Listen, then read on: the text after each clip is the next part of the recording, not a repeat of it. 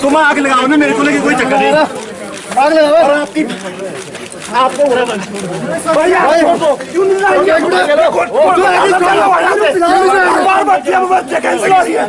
क्यों नहीं? हमारा हक है। घोटाले और ये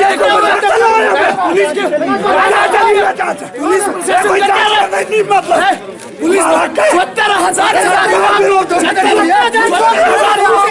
खिलवाड़ खिलवाड़ हो रहा है प्रदेश में भाई।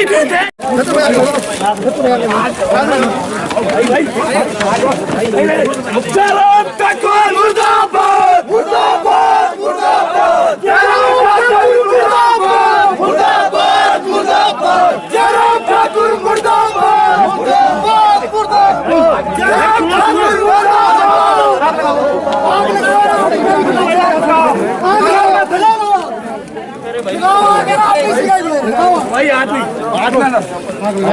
जयराम ठाकुर मुर्दाबाद मुर्दाबाद मुर्दाबाद। जयराम ठाकुर मुर्दाबाद मुर्दाबाद मुर्दाबाद। जयराम ठाकुर मुर्दाबाद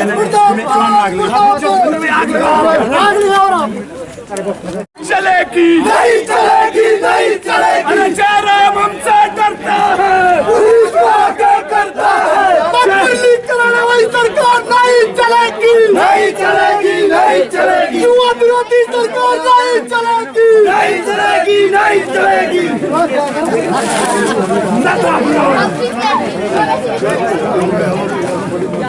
युवा विरोधी सरकार मुर्दाबाद मुर्दाबाद मुर्दाबाद मुर्दाबाद मुर्दाबाद। जयराम सरकार मुर्दाबाद मुर्दाबाद मुर्दाबाद। खतरे लगी भाई चोर सरकार भाई। हेलो क्या बहुत हो गया मुर्दाबाद मुर्दाबाद। बेरोजगार युवाओं का हक मारने वाला जयराम ठाकुर मुर्दाबाद मुर्दाबाद मुर्दाबाद। भाई आग लो ये सब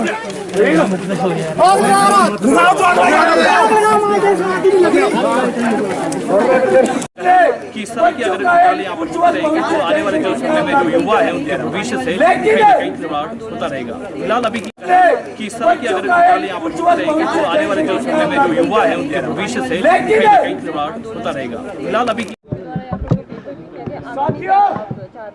सबसे पहले मैं आप सभी मीडिया बंधुओं का यहाँ आने पे स्वागत करता हूँ और धन्यवाद करता हूँ कि आप इतने शॉर्ट नोटिस पे आए।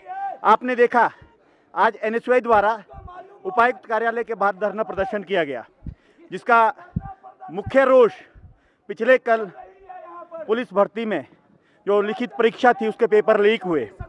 बड़े शर्म की बात है, एक और परीक्षा में पेपर जो परीक्षा पेपर है वो लीक हो रहे हैं, दूसरी ओर से जो कैबिनेट मंत्री है और इनके पुलिस के प्रमुख है वो नाटियाँ लगा रहे हैं।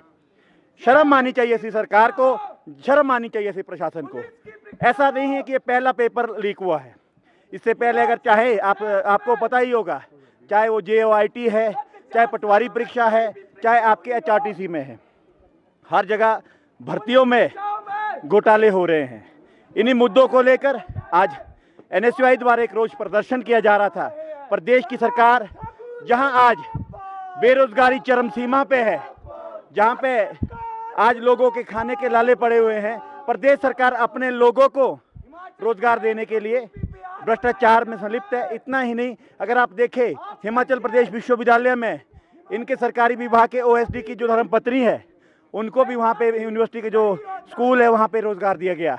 ये सिर्फ अपने लोगों को रोजगार देना चाहती है। मैं कहना चाहूँगा कि ये परीक्षा भर्ती घोटाला है, इसकी न्यायिक जांच हो। इसके साथ साथ जिन छात्रों ने इसके लिए परीक्षा के लिए तैयारियां की थी, आप देखेंगे कि हिमाचल बड़ा दूर दराज क्षेत्र है, यहाँ पे बड़े दूर दराज से लोग आते हैं इंटरव्यू देने, लिखित परीक्षा देने। तो छात्रों को यहाँ अगर कहीं भी आए उनको रूम लेने पड़े, उनको अपनी अकोमोडेशन लेनी पड़ी, किराया खर्चना पड़ा। अब बताइए उन बेगुनाहों का कसूर क्या है? उनका कसूर ये है कि वो इतनी सालों से बेरोजगारी से लड़ने के लिए इम्तिहान की तैयारी कर रहे थे और अंत में बहुत निराशा के साथ कहना पड़ रहा है कि पेपर लीक किए जाते हैं। और हमारे को कई छात्रों के फ़ोन आते हैं, रोते हुए कहते हैं कि क्या ये बात सही है। हमें बड़े दुख से कहना पड़ता है कि ये बात सही है और प्रदेश की सरकार जो है इस भ्रष्टाचार में संलिप्त है। मैं एनएसयूआई की ओर से सरकार को चेतावनी देना चाहता हूँ, चेताना चाहता हूँ। ये तो एक आरंभिक जो प्रोटेस्ट था, यदि समय रहते हुए इसकी सीबीआई जांच नहीं की गई, लोगों को न्याय नहीं मिला और उन छात्रों को मुआवजा नहीं मिला जो बेकसूर थे, तो एनएसयूआई एक उग्र आंदोलन करेगी। मैं आपको शॉर्ट में फिर से बताना चाहूँगा कि सरकार का, चाहे वो हिमाचल प्रदेश पुलिस की लिखित परीक्षा हो, चाहे JOIT हो, चाहे पटवारी परीक्षा हो, चाहे आपका वो क्या नाम कंडक्टर HRTC की हो, चाहे हिमाचल प्रदेश विश्वविद्यालय में जो थे, तो एनएसयूआई एक उग्र आंदोलन करेगी। मैं आपको शॉर्ट में फिर से बताना चाहूँगा कि सरकार का, चाहे वो हिमाचल प्रदेश पुलिस की लिखित परीक्षा हो, चाहे JOIT हो, चाहे पटवारी परीक्षा हो, चाहे आपका वो क्या नाम कंडक्टर HRTC की हो, चाहे हिमाचल प्रदेश विश्वविद्यालय में जो अपने लोगों को रोजगार देने, इतना मैं आपको बताना चाहूँगा, हिमाचल प्रदेश के जो भूतपूर्व वाइस चांसलर थे, उन्होंने अपने लोगों को बैकडोर एंट्री इतनी दी है कि सरकार ने उन्हें खुश होकर उन्हें पदोन्नत किया गया और सांसद भेजा है। हमें कोई दुख नहीं है सांसद जाने का, पर दुख ये होता है कि जिन लोगों के, क्योंकि मेरे अपने कई मित्र थे जो डिजर्व करते थे, लेकिन उनके पास कोई अप्रोच नहीं थी, कोई पॉलिटिकल पुश नहीं था, मेरिट को इग्नोर किया गया, डीमेरिट में जो थे उन लोगों को आगे लाया गया है। मैं आपसे यही कहना चाहूँगा, यदि समय रहते इस पर न्यायिक जांच ना की गए तो एनएसयूआई आने वाले समय में उग्र आंदोलन का रूप धारण करेगी। जय हिंद, जय हिंद।